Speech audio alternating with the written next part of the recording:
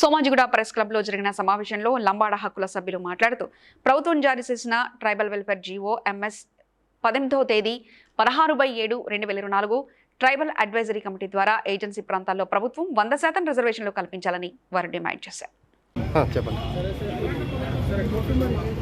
Assembly 9వ తారీఖు నాడు ప్రభుత్వం అసెంబ్లీలో చర్చించాలని ప్రభుత్వం జారీ చేసిన 18 జియో ట్రైబల్ అడ్వైజర్ కమిటీ ద్వారా ఏజెన్సీ ప్రాంతంలో 100% రిజర్వేషన్ అమలు చేసి ఉద్యోగాలు కల్పించాలి.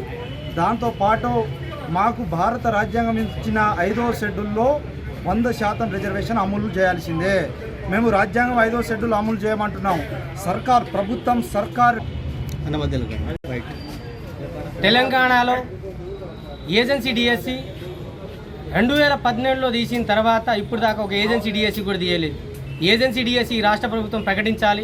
అదేవిధంగా ఏజెన్సీలో జీవో నెంబర్ 3 అనే కుంటిశాకు చూపించి రాజ్య ఉద్యమాలు కూడా ఏర్పాటు చేసే అవకాశాలు ఉంటాయి.